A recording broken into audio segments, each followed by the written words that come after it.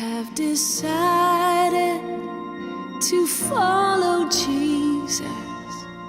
I have decided to follow Jesus. I have decided to follow Jesus. No turning back, no turning back. The world behind me, the cross before. Yes, the world behind me, the cross before me. The world behind me, the cross before me. No turning back, no turning. Though none go with me, though none go with me, still I will follow. Though none go with me, still I will follow. Though none go with me, still I will follow. No turning back, no turning back. I have decided to follow Jesus. I have decided to follow Jesus. I have decided to follow Jesus. No turning back, no turning back. I have decided to follow Jesus. Yes, I have decided to follow Jesus. I have decided to follow Jesus. No turning back, no turning back. Though none go with me, still I will follow. Though none go with me, still I will follow. Though none go with me, still I will follow. No turning back, no turning back, no turning back, no turning back, no turning back, no turning back.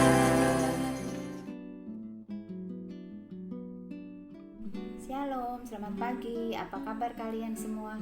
Semoga kalian tetap sehat, tetap semangat walaupun kita masih mengikuti ibadah online ya. Kita mau berdoa terlebih dahulu dan jangan lupa siapkan Alkitab kalian ya. Kita mau berdoa. Tuhan Yesus, Allah yang baik, Allah yang kami kenal di dalam nama Tuhan kami Yesus Kristus. Pagi ini kami bersyukur kami masih Tuhan berikan kesempatan untuk mengikuti ibadah online. Kami mau serahkan Tuhan ibadah ini dari awal pertengahan sampai akhirnya nanti. Tuhan sendiri akan memimpin dan Tuhan sendiri akan menguasai segala sesuatunya Tuhan. Berikan bahasa yang sederhana, bahasa yang mudah dimengerti oleh anak-anak. Terima kasih Tuhan. Di dalam nama Tuhan kami Yesus Kristus kami sudah berdoa dan mengucap syukur. Semua yang percaya katakan amin. Nah, minggu ini kita mau belajar tentang berani hidup. Ya, Kak Yuni punya cerita. Ada seorang yang bernama Mary Riana.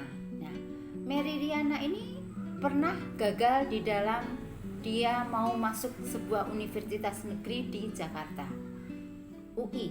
Nah, dia gagal masuk di universitas itu.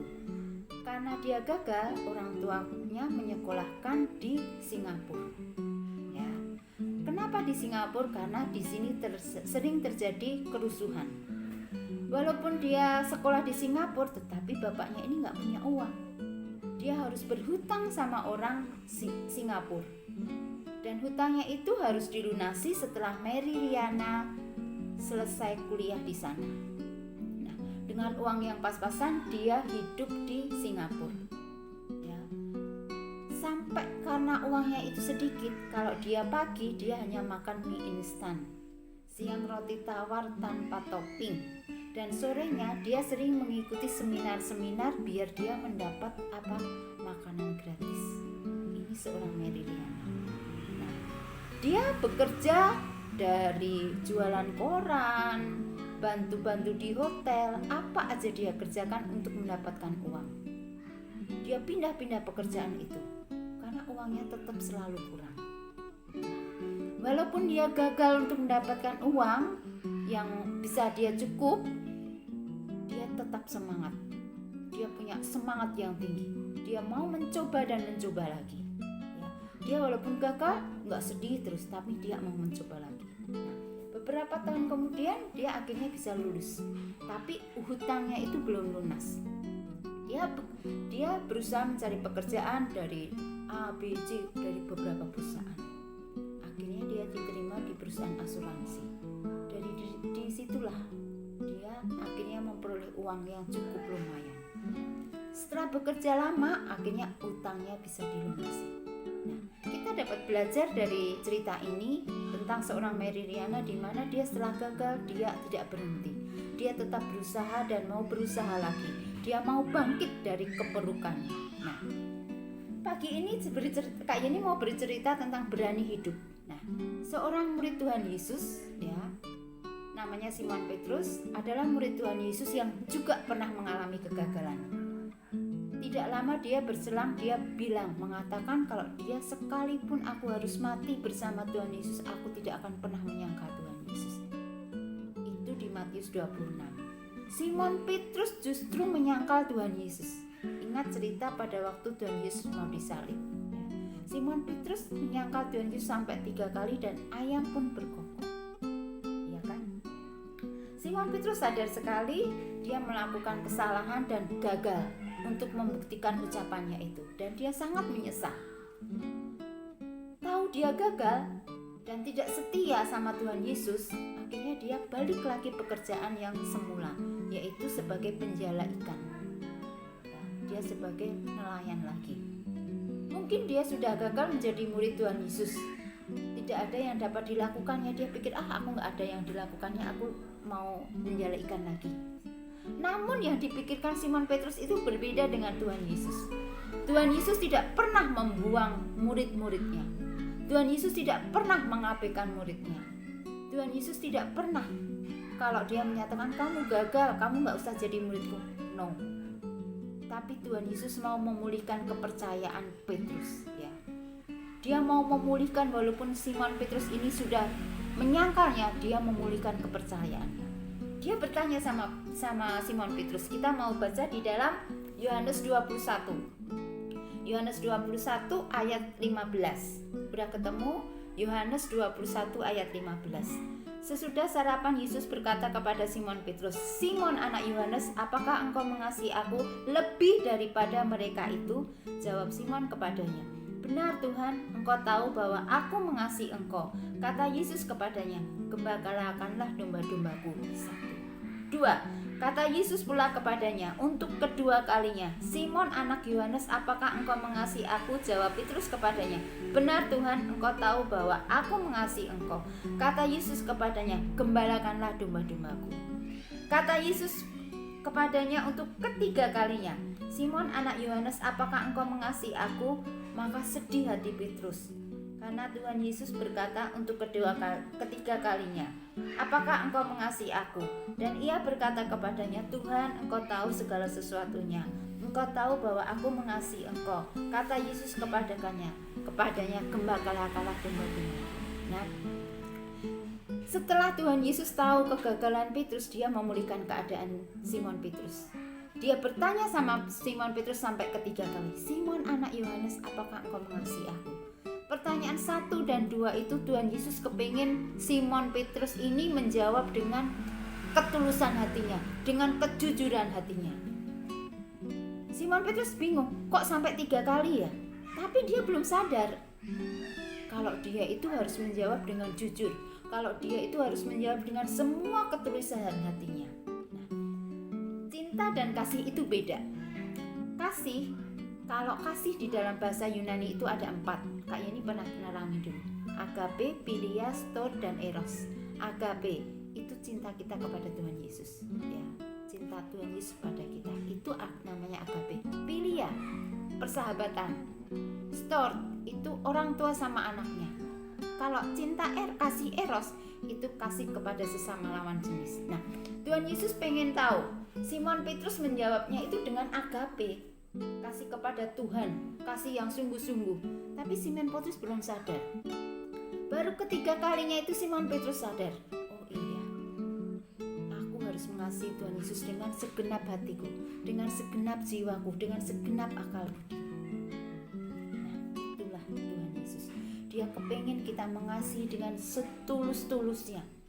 Kalau lingkaran itu harus bulat,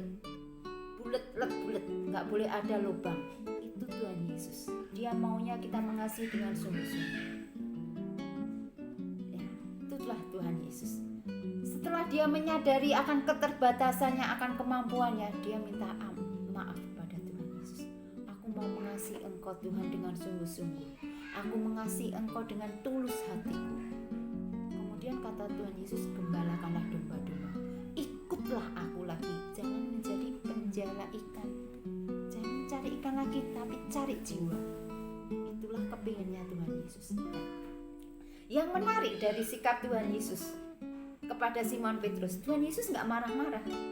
Dia tahu kalau Simon Petrus itu sudah pernah menyangkal, tapi Tuhan Yesus nggak pernah marah.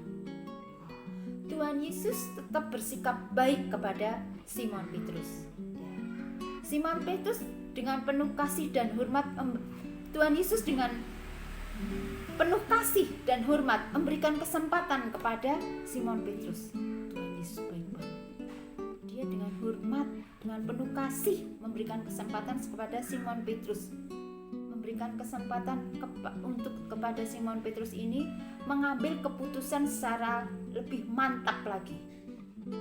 Dengan catatan menimbang semua konsekuensinya kalau ikut sama Tuhan Yesus. Kalau dia harus ikut Tuhan Yesus, dia harus meninggalkan hidupnya yang lama. Ya, dulu kalau kamu suka nyontek, sekarang nggak nyontek lagi. Gitu. Dulu Simon Petrus itu menjadi penjala ikan, sekarang menjadi penjala manusia, mengabarkan Injil. Itu permintaan Tuhan Yesus. Ya. Akhirnya Simon Petrus juga menyadari dan memberi diri sepenuhnya kepada Tuhan Yesus. Dia tahu keterbatasannya. Tuhan, aku nggak mampu, aku terbatas. Dia menyerahkan semuanya kepada Tuhan Yesus. Tuhan Yesus ampuni, Tuhan Yesus pulihkan keadaan Simon Petrus. Kalau kalian saat ini suka nyontek, ayo tinggalkan itu semua. Suka marah-marah sama orang tua, suka berkata kurang bagus, ya, tinggalkan itu semua. Tuhan Yesus mau memulihkan keadaan kita semua. Allah yang kita miliki adalah Allah yang sanggup memulihkan hati kita. Ya, mungkin saat ini kalian pernah gagal. Aku kok ngomong jelek lagi, Tapi ingat, kalau kita sudah mengalami kegagalan, ada dua pilihan. Kamu mau menyerah atau mau bangkit lagi. Kalau kamu mau bangkit lagi, Tuhan akan pulihkan. Tapi kalau kamu menyerah, ya udah. Kamu tidak akan pernah menjadi orang yang selalu naik level. Levelmu misalnya 5 di 5 terus. Tapi kalau kamu mau bangkit lagi, Tuhan akan memulihkan keadaan kamu. Bilang sama Tuhan Yesus, Tuhan tolong, aku sangat terbatas, aku gak mampu Tuhan. Aku kadang suka nyontek, aku masih marah-marah, aku masih malas ibadah, malas baca Alkitab. Tapi ayo, kita mau bangkit lagi. Jangan gagal dan gagal. Tuhan akan pulihkan keadaan kita. Tuhan akan bantu kita. Tuhan yang kita punya itu adalah Allah yang penuh kasih. Ya, jadi datang sama Tuhan, minta ampun sama Tuhan. Ya, kita harus berani hidup. Kita harus berani hidup kita ini terus berlangsung. Kita harus berani. Dan ingat, apa yang kita kerjakan, Tuhan itu selalu menyertai kita. Sebagai ayat yang terakhir, kita mau baca di Roma 8 ayat 28. Roma 8 ayat 28.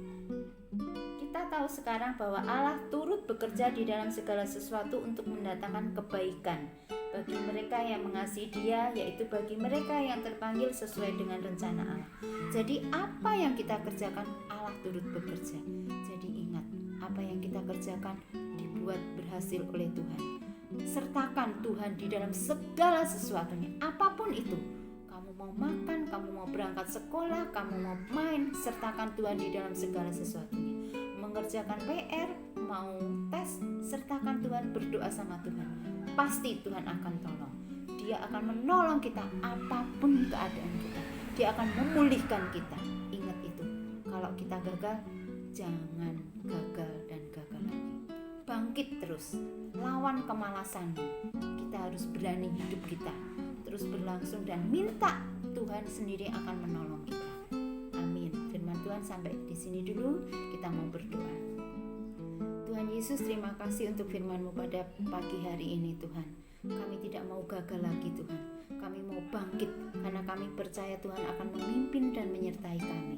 Kami percaya Tuhan akan selalu ada buat kami. Tuhan selalu menopang dan melindungi kami Tuhan. Terima kasih Tuhan. Berkati sekolah kami, berkati pekerjaan kami, berkati orang tua kami, semuanya Tuhan. Apa yang kami kerjakan dibuat berhasil. Halaukan dan jauhkan dari kami sakit, penyakit, dan mara bahaya apapun. Tuhan lindungi dan Tuhan sertai kami. Terima kasih Tuhan. Kami mau serahkan setiap anak-anak kami ke dalam tangan-Mu. Terima kasih Tuhan. Di dalam nama Tuhan kami Yesus Kristus, semua yang percaya katakan amin. Selamat hari Minggu, Tuhan memberkati.